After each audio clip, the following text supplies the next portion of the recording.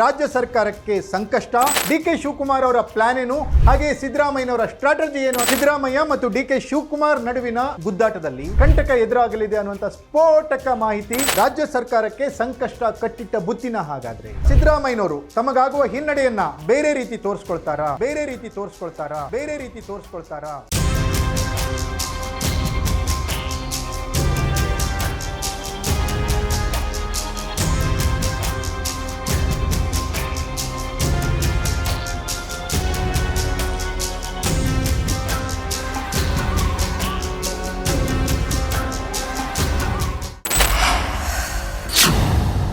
Ladies and gentlemen, ರಾಜ್ಯ ಸರ್ಕಾರ ಸಂಕಷ್ಟದಲ್ಲಿದೆ.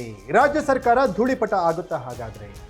20 ದಿನದಲ್ಲಿ ದಾವಣಗೆರೆ ಮತ್ತು ಬಾಗಲಕೋಟೆಯ ಚುನಾವಣೆಯ ಫಲಿತಾಂಶ ಬಂದ ಮೇಲೆ ರಾಜ್ಯ ಸರ್ಕಾರಕ್ಕೆ ಸಂಕಷ್ಟ ಕಟ್ಟಿಟ್ಟ ಬುತ್ತಿನ ಹಾಗಾದ್ರೆ? ಸಿದ್ದರಾಮಯ್ಯ ಮತ್ತು ಡಿಕೆ ಶಿವಕುಮಾರ್ ನಡುವಿನ ಈ ಗುದ್ದಾಟದಲ್ಲಿ ರಾಜ್ಯ ಸರ್ಕಾರಕ್ಕೆ ಕಂಟಕ ಎದುರಾಗಲಿದೆ ಅನ್ನುವಂಥ ಸ್ಫೋಟಕ ಮಾಹಿತಿ ಹೈಕಮಾಂಡ್ ಮೂಲಗಳಿಂದ ಸಿಕ್ಕಿದೆ. ಹಾಗಾದರೆ ಏನದು? ಎಸ್, ಎಕ್ಸ್ಪೋಸ್ ಸ್ಟೋರಿಯಲ್ಲಿ ರಾಜ್ಯ ಸರ್ಕಾರಕ್ಕೆ ಸಂಕಷ್ಟ, ಧೂಳಿಪಟ ಆಗುತ್ತೆ ಸರ್ಕಾರ, ಡಿ ಕೆ ಶಿವಕುಮಾರ್ ಅವರ ಪ್ಲಾನ್ ಏನು, ಹಾಗೆ ಸಿದ್ದರಾಮಯ್ಯನವರ ಸ್ಟ್ರಾಟಜಿ ಏನು ಅನ್ನೋದನ್ನು ಎಕ್ಸ್ಕ್ಲೂಸಿವ್ ಆಗಿ ಹೇಳ್ತೀನಿ.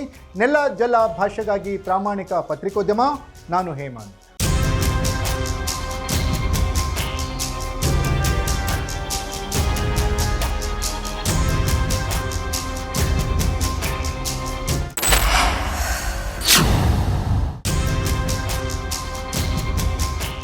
ಎಸ್ ವೀಕ್ಷಕರೇ, ಎಚ್ ಡಿ ಕುಮಾರಸ್ವಾಮಿ ಅವರು ಅಖಾಡಕ್ಕೆ ಧುಮುಕ್ತಾ ಇದ್ದಾರೆ.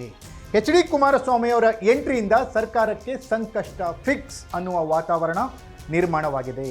ರಾಜ್ಯದಲ್ಲಿ ಅಧಿಕಾರ ಹಸ್ತಾಂತರದಲ್ಲಿ ಉಂಟಾಗ್ತಾ ಇರುವಂತಹ ಗೊಂದಲದ ಲಾಭವನ್ನು ಪಡೀಲಿಕ್ಕೆ ಇಲ್ಲಿಯವರೆಗೂ ಎಚ್ ಡಿ ಕುಮಾರಸ್ವಾಮಿ ಅವರು ಮನಸ್ಸು ಮಾಡಿರಲಿಲ್ಲ.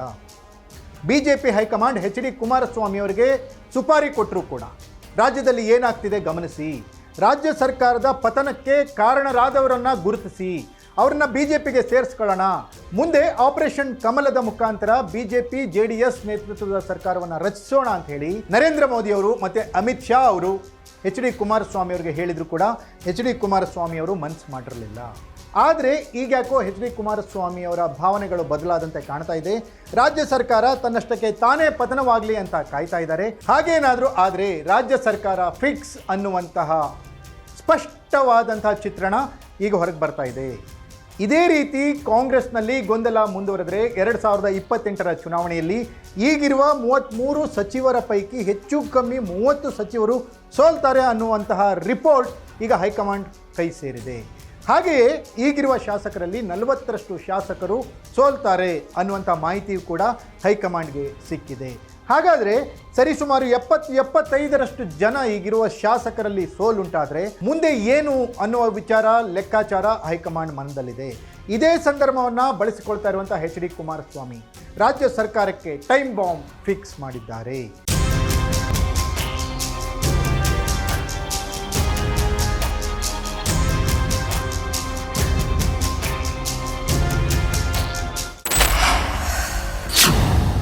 ಹೇಗಾದರೂ ಆಗಲಿ ಮುಖ್ಯಮಂತ್ರಿ ಆಗಿಯೇ ತೀರಬೇಕು ಅಂತ ಹಠಕ್ಕೆ ಬಿದ್ದಿರುವಂಥ ಡಿ ಕೆ ಶಿವಕುಮಾರ್ ಒಂದು ಕಡೆ, ಮತ್ತೊಂದು ಕಡೆ ಧೀಮಂತ ನಾಯಕ ಸಿದ್ದರಾಮಯ್ಯನವರು ಯಾವುದೇ ಕಾರಣಕ್ಕೂ ಮುಖ್ಯಮಂತ್ರಿ ಪಟ್ಟವನ್ನು ಬಿಟ್ಟು ಕೆಳಗಿಳಿಬಾರ್ದು ಅಂತ ಹಠ ತೊಟ್ಟೆಯನ್ನು ಕೂತಿದ್ದಾರೆ.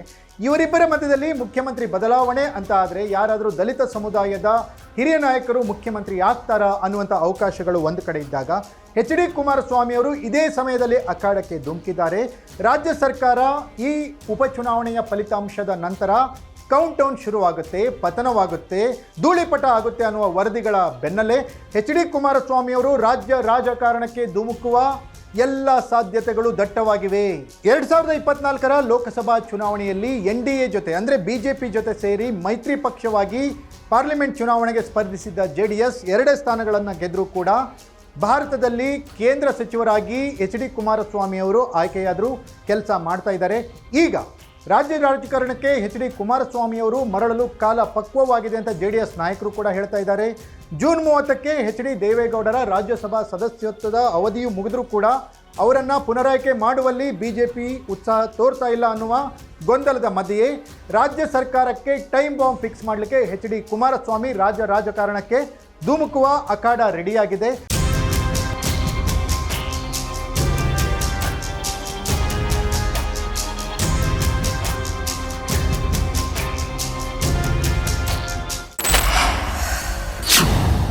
ಸಿದ್ದರಾಮಯ್ಯ ಮತ್ತು ಡಿ ಕೆ ಶಿವಕುಮಾರ್ ಇಬ್ಬರ ಮಧ್ಯದ ಗೊಂದಲವನ್ನು ಹೈಕಮಾಂಡ್ ಬಗೆಹರಿಸುತ್ತಾ?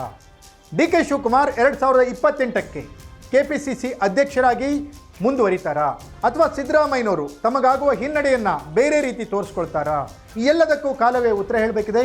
ಇದಾಗಿತ್ತು ಎಕ್ಸ್ಪೋಸ್ ಸ್ಟೋರಿ. ನೆಲ ಜಲ ಭಾಷೆಗಾಗಿ ನೋಡ್ತಾ ಇರಿ ಫೋಕಸ್ ಟಿವಿ.